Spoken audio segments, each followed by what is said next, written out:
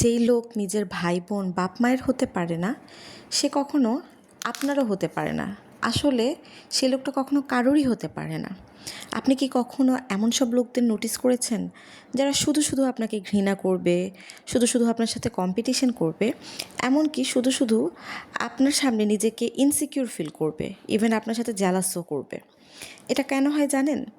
কারণ আপনার কাছে যা আছে তা এদের কাছে নেই। আপনার পার্সোনালিটি, আপনার অরা, আপনার ভাইব এত বেশি স্ট্রং যে এগুলোই এই সমস্ত লোকদের বদার করে, এদের ইরিটেট করে। এরা আসলে অ্যাটেনশন সিক করতে চায়, বাট পারে না। তাই আপনি এদের কাছে হয়ে যান শত্রু, আর এরা আপনাকে সহ্য করতে পারে না। এরা মানে চিন্তা করে যে আপনি আসলে এত হ্যাপি কিভাবে আছেন নিজের লাইফে, আপনি এত রিল্যাক্স কেন আছেন নিজের লাইফে। এগুলো ভেবে ভেবে না এদের রাতের ঘুম হারাম হয়ে যায়।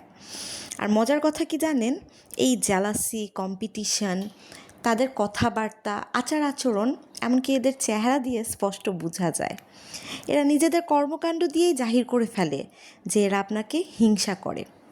তাই সবসময় না এই সমস্ত লোকদের কাছ থেকে দূরে থাকতে হয়। কখন বুঝবেন যে আল্লাহ আপনার সাথে রাজি? যখন আপনি দেখবেন যে আল্লাহ আপনাকে আপনার আপন মানুষদের আসল চেহারা দেখানো শুরু করে দিয়েছে। আপনি চিনতে শুরু করবেন যে কে আপনার আপন আর কে আপনার আপন সাজার নাটক করতেছে। অনেক সময় দেখবেন অনেকে আপনাকে অপমান করে ছোট করে কথা বলতেছে। তা আমরা ভাবি কি, কষ্ট পাই যে আহারে, সে আমাকে অপমান করে কথা বললো, আমার সাথে আমাকে ছোট করে কথা বললো। কিন্তু মূল কথা কি জানেন, তার নিজের কাছে তো সম্মান নেই যে সে আপনাকে সেই সম্মানটুকু দিবে। সম্মান থাকলে না সে অন্যকে সম্মান দিবে। তাই এইটা ভেবে কখনো মন খারাপ করবেন না যে সে আপনাকে সম্মান দিল না, কারণ ওই বদনসিবের কাছে তো নিজেই সম্মান নেই, সে আপনাকে কী বা সম্মান দিবে। অনেক ভারী ভারী কথা বলে ফেললাম, তাই না? তো আজকে হচ্ছে গিয়ে আম্মুর বাসায় চলে গিয়েছিলাম। আমার আম্মুর বাসায় হচ্ছে গিয়ে সবাই অসুস্থ। আম্মু, ইমরান, আমার ছোট ভাই, মানে আমার দুই ভাই আর কি, এরা সবাই অসুস্থ। এদের জ্বর, ঠান্ডা, টনসিল। এর মধ্যে আলীর হচ্ছে গিয়ে খুবই বাজে অবস্থা, টনসিল হয়ে ওর গলায় পুরো ইনফেকশন হয়ে গেছে, যার কারণে হচ্ছে গিয়ে তাদেরকে খুব ইমিডিয়েট আমি ডক্টর দেখানোর জন্য নিয়ে আসছি। এর মধ্যে আমরা ডক্টরের জন্য ওয়েট করছি। আর ইমরান হচ্ছে গিয়ে হসপিটালে এসে ব্লাড টেস্ট করতে দিয়েছে, সিভিসি আর ডেঙ্গু টেস্ট, এগুলো দিয়ে সে চলে গেছে। আর আমি, আম্মু আর আলী ওয়েট করতেছিলাম ডক্টরের জন্য। তো আমাদের সিরিয়াল যখন আসছে তখন ডক্টর আলীকে দেখে বলতেছে যে তোমার শরীরে এই অবস্থা কেন? আসলে আলী হচ্ছে গিয়ে ডিম ছাড়া কিছু খেতে চায় না, যার কারণে ওর শরীর খুবই দুর্বল, হ্যাংলা পাতলা, আর ওর রোগবালাইও একটু বেশি হয়।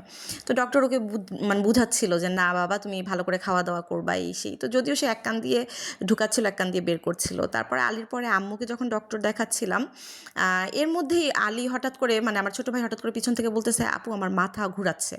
এই কথা বলতে না বলতে সে ফিট হয়ে পড়ে গেছে। মানে লাকিলি তখন আমরা ডক্টরের চেম্বারে ছিলাম। ইমিডিয়েট ডক্টর তাকে ট্রিটমেন্ট দিল। ডক্টর বললো যে সে মানে হসপিটালে এসে এগুলো নিতে পারে নাই, যার কারণে ওর শরীর দুর্বল, এর জন্য ফিট হয়ে পড়ে গেছে। তারপরে আমরা হচ্ছে গিয়ে ডক্টর দেখিয়ে বের হতে হতে প্রায় 1টা বেজে গেছে। আমরা ওষুধ টষুধ কিনে বাসার উদ্দেশ্যে রওনা দিলাম।